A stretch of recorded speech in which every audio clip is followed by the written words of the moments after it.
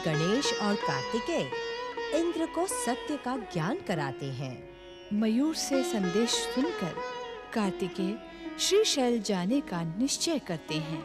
नरांतक के अत्याचार से पृथ्वीवासी कांप उठते हैं। काशीराज का विरोध सुनकर उत्तेजित नरांतक उन्हें दंडित करता है। इंद्र को दैत्यों द्वारा पराजित हुआ देखकर ऋषि कश्यप उसे समझाते हुए कहते हैं,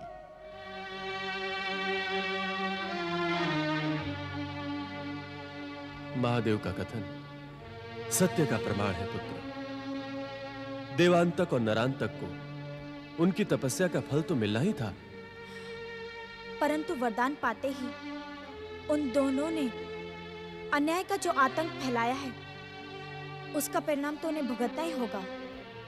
हाँ देवी, तुम्हारी पराजय का कारण यही है इंद्र कि तुमने शिव कृपा प्राप्त असुरों को चुनौती दी है। वास्तव में असुरों से नहीं, तुमने शिव कृपा से युद्ध लड़ा है।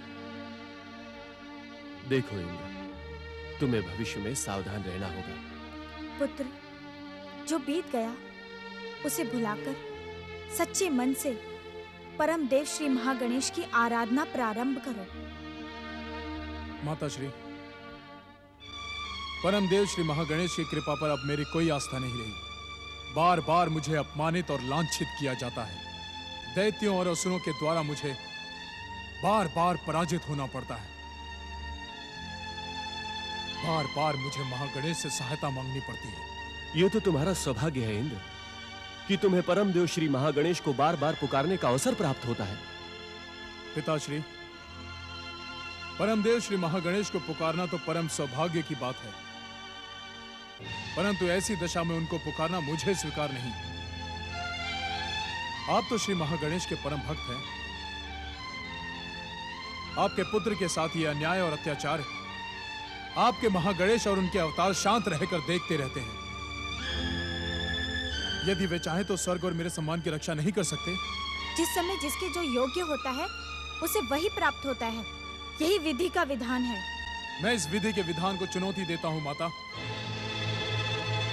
सत्य तो यह है कि परमदेव श्री महागणेश सर्वशक्तिमान है,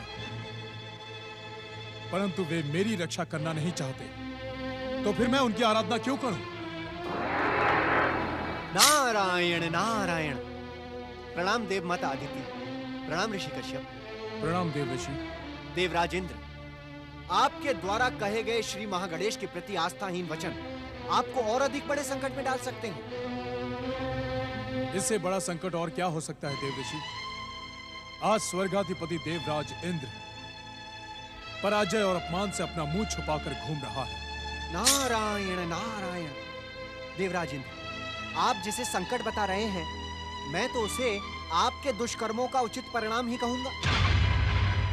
अपने गुरु की उपेक्षा करने वाले की दुर्दशा ऐसी ही होती है। क्या आप इस समय मुझे और अपमानित करने के लिए यहाँ प्रकट हुए हो? देवराज इंद्र, यदि आपने अपने विचार नहीं बदले तो मैं क्या? हर एक आपको अपमानित एवं उपेक्षित करेगा। मैं तो यहाँ मात्र आपको ये बताने के लिए उपस्थित हुआ हूँ कि देवांतक और नरांतक का अंत श्री महागणेश के अवतार हाथों ही होगा। मैं जानता हूँ देव ऋषि, इसीलिए तो कह रहा हूँ, यदि उन्हें देवांतक और नरांतक का वध करना ही था तो स्वर्ग पर आक्रमण और पृथ्वी पर अत्याचार की नदी बहाने से पहले ही क्यों नहीं? किस बात की प्रतीक्षा कर रहे थे वे? नारायण नारायण। क्या वे जानबूझकर अपने भक्तों और आराधकों को कष्ट पहुंचाना चाहते हैं? अपने भक्तों को देवांतक और नरांतक के अत्याचारी हाथों से समाप्त करवाना चाहते हैं? देवराज इंद्र, वे जो चाहते हैं उसे बिना उनकी भक्ति किए समझ नहीं सकते आप। देव माता अदिति, मैं परमदेव श्री महागणेश के अवतार महोत्कट श्री गणेश के दर्शन करके अपना जीवन सफल बनाना चाहता हूँ। कहाँ है महोत्कट?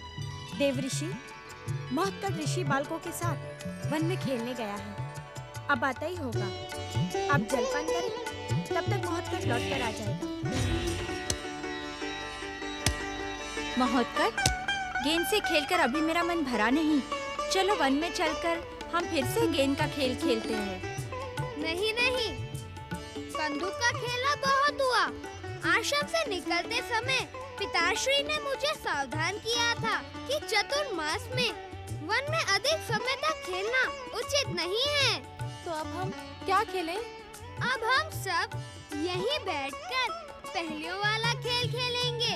उससे हमारा सामान्य ज्ञान भी बढ़ेगा। हाँ हाँ, चलो हम पहेलियों वाला खेल खेलें। महोत्कट, सबसे पहले पहेली तुम पूछो, मैं उसे बुझूंगा। सुनो पहेली, परंतु सोच समझकर उत्तर देना। यदि तुम उत्तर न दे सके तो अज्ञानी माने जाओगे।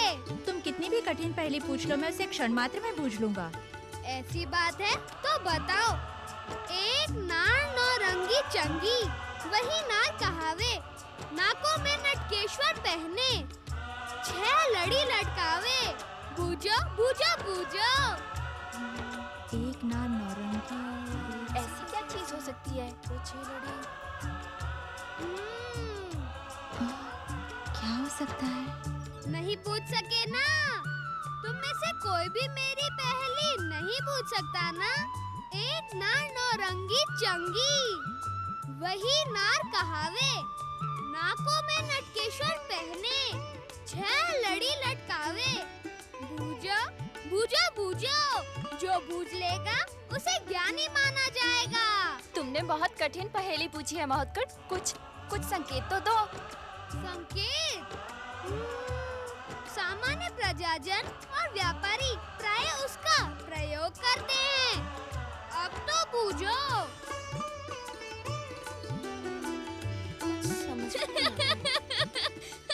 महोत्कट, हम अपनी पराजय स्वीकार करते हैं। अब तुम बताओ।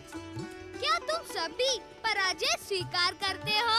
हाँ हाँ, हम अपनी पराजय स्वीकार करते हैं। संकेत मिलने पर भी तुम सब इतनी साधारण पहेली नहीं बुझा सके। अरे व्यापारी जिसका प्रयोग करे, जो 6 लड़ी लटकाता है, वह तो तुला ही हुई ना। हाँ, तुला।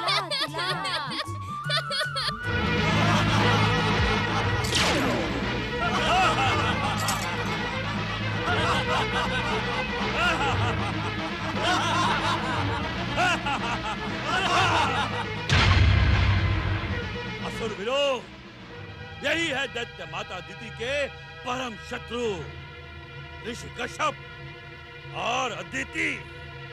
बंदी बना लो इन्हें। हम इन्हें दैत्य माता अदिति के सम्मुख प्रस्तुत करेंगे। ऋषि कश्यप, आप संकट की इस घड़ी में अपने आराध्य परमदेव श्री महागणेश को पुकारें। रक्षा करें परमदेव श्री महागणेश। दया करें परमदेव श्री महागणेश। रक्षा करें परमदेव श्री महागणेश। दया करें परमदेव श्री महागणेश। रक्षा करें श्री महागणेश। दया करें परमदेव श्री महागणेश। हमारी रक्षा करो पुत्र, हमारी रक्षा करो पुत्र महोत्कट, हमारी रक्षा करो, हमारी रक्षा करो पुत्र।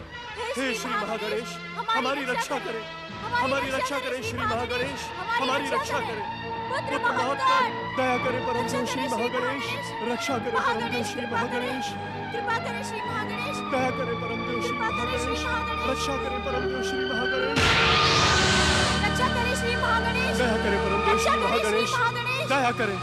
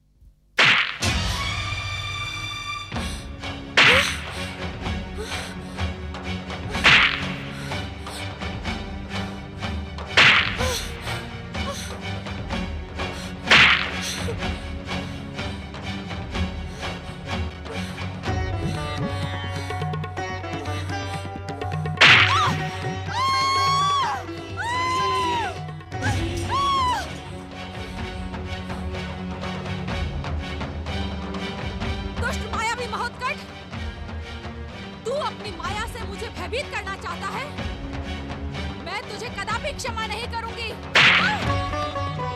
दैत्य शक्ति प्रकट हो, दैत्य शक्ति प्रकट हो।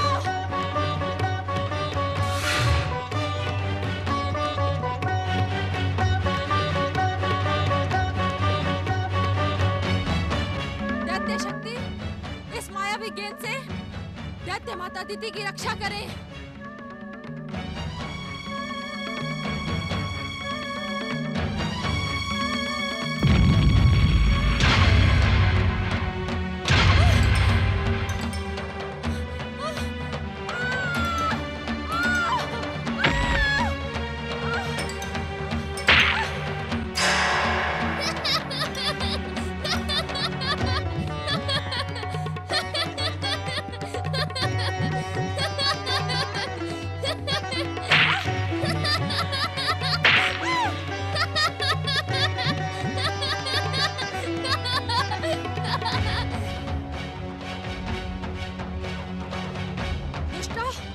अभागन अदिति, अपने पुत्र से अपनी बड़ी बहन की ये दुर्दशा करवाते तुझे लाज ना आई?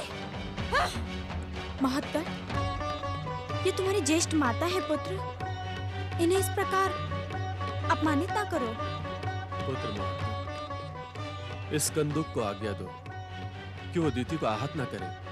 मेरे कहने से क्या होगा? इन्हें इनके कुकर्मों का दंड मिल रहा है। जब तक दंड कार्य पूरा नहीं हो जाता, तब तक इन्हें दंडित होना ही पड़ेगा। मैंने कुछ नहीं किया।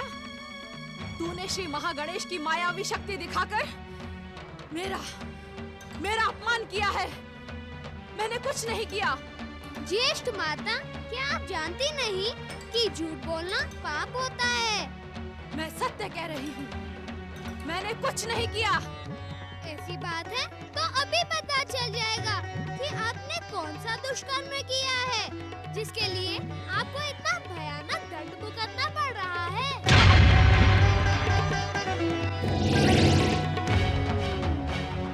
इस दुष्ट नारायणता को सचेत करो कंदुक। इसी से पता चल जाएगा कि ज्येष्ठ माता दीति ने क्या अपराध किया है।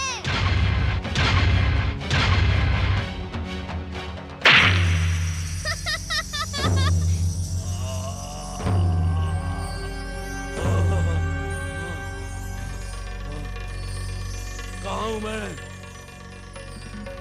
मैं कहाँ हूँ?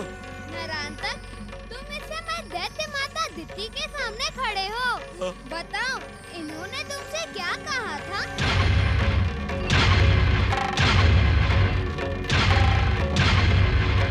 दैत्य माता दीति ने मुझसे वचन लिया था कि मैं उन्हें प्रसन्न करने के लिए ऋषि कश्यप और अदिति को बंधक बनाकर उनके पास ले जाऊं।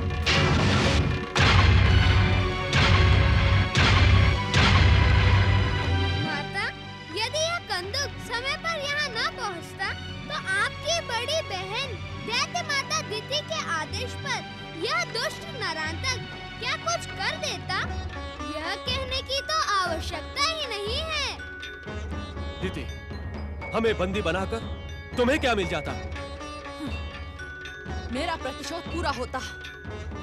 इस कलंकिनी सौत के अपमान से मेरे जलते हुए हृदय की आग शांत हो जाती। नारायण नारायण। दैत्य माता, जलती हुई हृदय की अग्नि को प्रतिशोध की ज्वालाएं कभी शांत नहीं कर सकती। हाँ, उसे भड़का अवश्य सकती हैं। दीति, हम कब तक तुम्हारे इस उन्मत्त व्यवहार को सहते रहेंगे? हाँ? जब तक आप इस दुष्टा को छोड़कर मेरे साथ नहीं रहते, तब तक मेरा प्रतिशोध और प्रतिरोध इसी प्रकार धधकता रहेगा। देखा माता, दंडित होकर भी इनके हृदय में प्रतिशोध और प्रतिरोध की ज्वाला धधक रही है। ज्येष्ठ माता, यह कंदुक आपको और इस दुष्ट नारायणता को समाप्त कर सकता था, परंतु इस समय के लिए इतना दंड पर्याप्त है। अभी भी समय है। आप भैर भाव भूलकर मेरी माता के साथ प्रेम भाव के साथ रहें। देख क्या रहे हो महाबली नारायणतक? हम दोनों को दंडित करने वाले इस वाचाल गजमुख और मेरे शत्रुओं को सदा सदा के लिए समाप्त करके अपना वचन पूरा करो। तुम वरदानी हो नरांतक, तुम्हारी भुजाओं में अतुल्य बल है। नष्ट कर दो मेरे शत्रुओं को।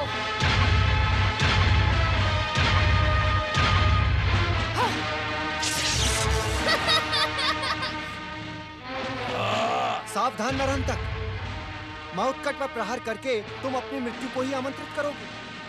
समय से पूर्व तुम्हारा अंत होगा, जो कि विधि के विधान के विरुद्ध होगा। तनिक सोचो नरांतक, जिसकी कंदुक ने तुम्हें अचेत कर दिया, जिसकी कंदुक में इतनी शक्ति हो, वो स्वयं कितना शक्तिशाली होगा। नारायण नारायण।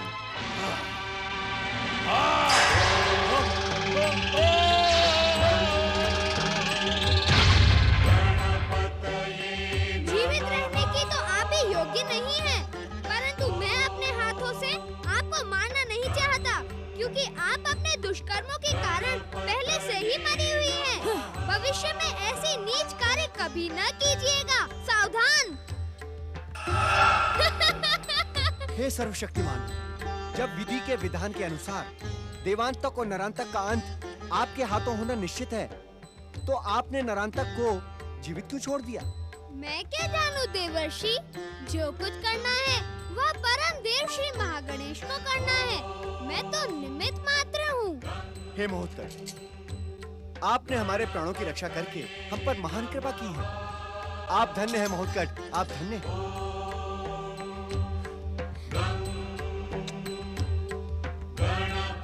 परम देव श्री महागणेश की कृपा से तुम्हारे जैसा पुत्र पाकर हमारा जीवन सफल हो गया। ये मेरे मुबारक। आपकी चाल स्वामी।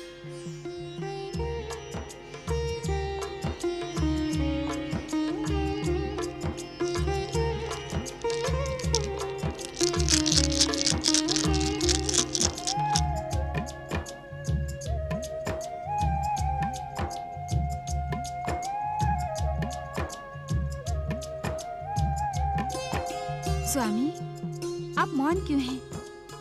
पासे चलते क्यों नहीं? किन विचारों में खो गए स्वामी? अपनी चाल चलिए ना। क्या चाल चलूं देवी? तुम्हारे काले मोहरे मुझे असुर और दैत्यों जैसे दिखाई पड़ रहे हैं। मेरे श्वेत मोहरे देवताओं के समान सीधे और सात्विक हैं। यदि मैं इन्हें आगे बढ़ाता हूँ तो तुम्हारे काले असुर इन पर टूट पड़ेंगे। मैं यही सोच रहा हूँ। आपके देवता क्या निर्बल और कायर हैं? क्या ये टकराकर आगे बढ़ना नहीं जानते? असुरों की तामसिक शक्ति से तो सभी डरते हैं। डरते तो तब हैं स्वामी, जब असुरों की तामसिक शक्ति को असुरों के आराध्य शिव शंकर की कृपा प्राप्त हो जाती है।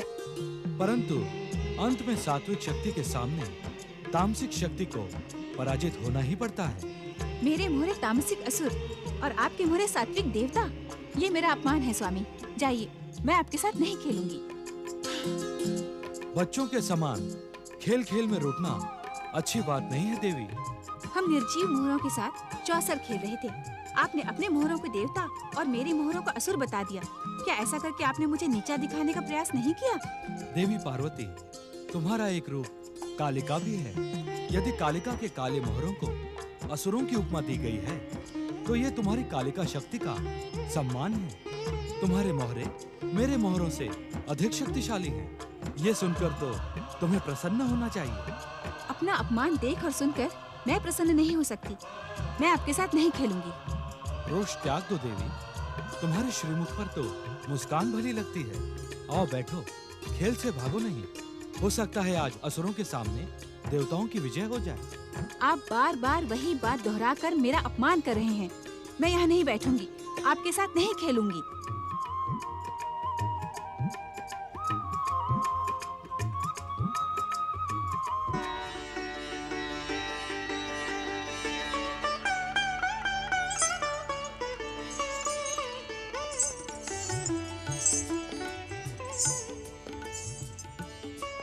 ओम नमः शिवाय। हर हर महादेव। जय श्री गजानन गणेश। समझ में नहीं आता नंदी महाराज, गौरी पुत्र किससे बातें करते रहते हैं? समझ में तो मेरे भी कुछ नहीं आ रहा है भृंगी महाराज। जब से गौरी पुत्र लौट कर आए हैं तब से प्राय इसी प्रकार खोए खोए रहते हैं। हमें इनका ध्यान भंग करके इनसे पूछना चाहिए। शिव शिव शिव शिव शिव। भृंगी महाराज, क्या आप इनका वो रूप भूल गए जब इन्होंने माता पार्वती के द्वार पर खड़े होकर अपने दंड से हम सबको आहत कर दिया था?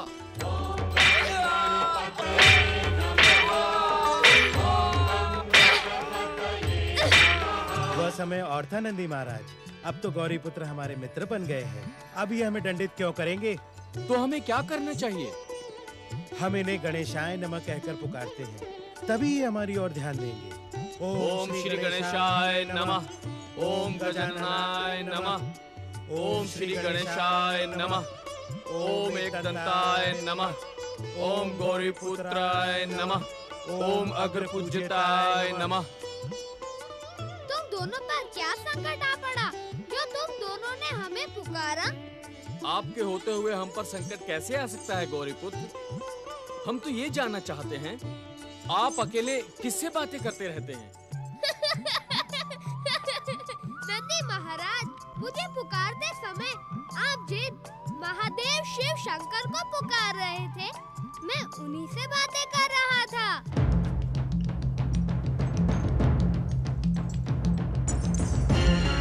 गजानन,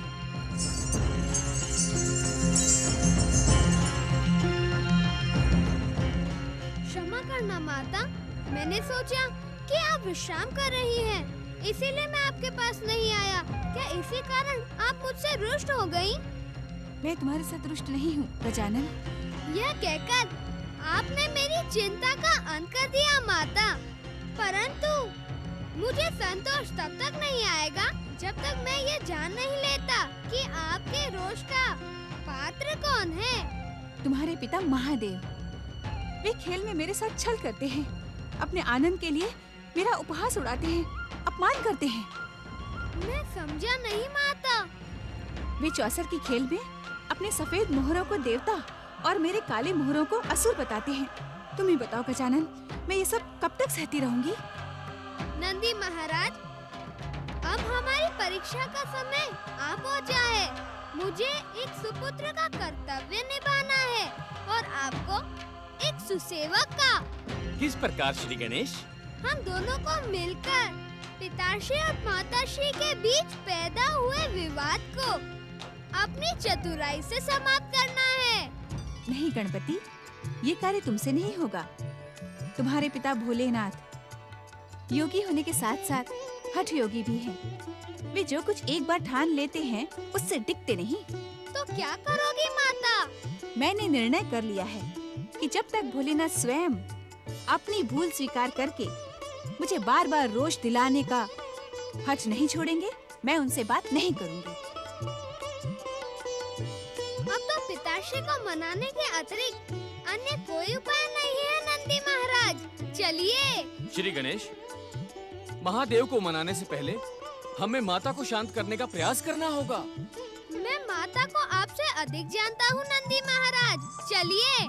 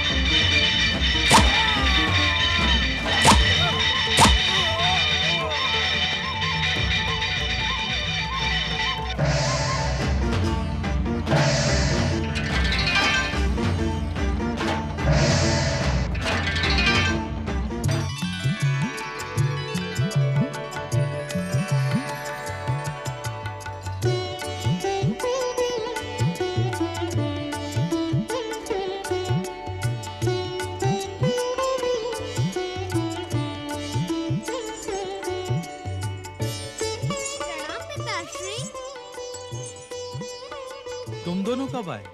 अभी अभी हम आपको लेने आए हैं। कहाँ जाना है मुझे? माता का रोष शांत करने पिताश्री।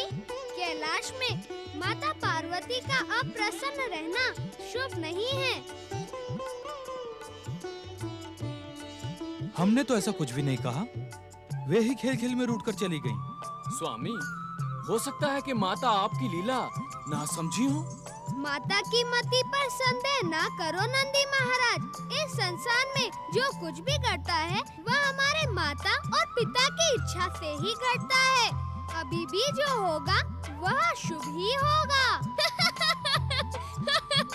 मैं जानता हूँ पिताश्री, आपने जानबूझकर माता की उत्तेजना को जगाने के लिए चौसर की यह बिसात बिछाई थी, जिससे हम दोनों सक्रिय हो और कार्तिकेय भैया के जाने से जो उदासी मुझ पर छा गई है वह दूर हो जाए। अभी तक तुम्हारी माता ही कहती थी, अब मुझे भी आभास होने लगा है कि तुम चतुर होने के साथ ही साथ नटखट भी हो गए हो। पिताश्री, अब आप अपने इस नटखट पुत्र का एक निवेदन भी स्वीकार कर लें। कैसा निवेदन पुत्र? अब जब भी आप माता के साथ चौसर का खेल खेलें, उससे पहले मुझे बुलवा लें। इसीलिए मैं आप दोनों से किसी को भी रोष होने का अवसर नहीं दूंगा। मुझे तुम्हारा निवेदन स्वीकार है पुत्र। चलो पुत्र गणेश।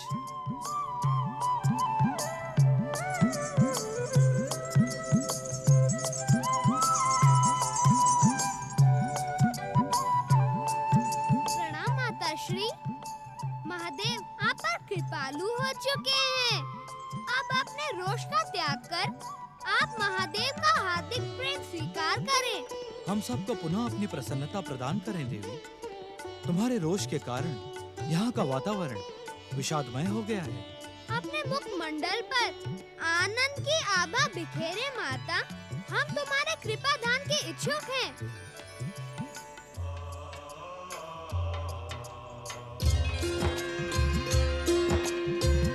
सांब सदाशिव की जय। माता पार्वती की जय। अब बोलो माता, ओम नमः शिवाय, ओम नमः शिवाय।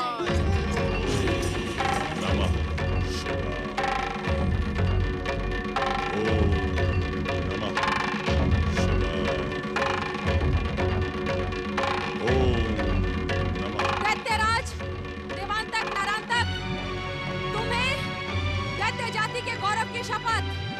तुरंत प्रकट होकर मेरी आज्ञा का पालन करो, अन्यथा मैं दैत्य माता दिति अपने क्रोध से सब कुछ भस्म कर दूंगी।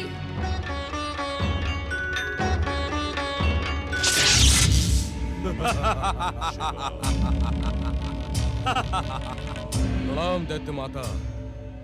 हमारे लिए क्या आज्ञा है दैत्य माता?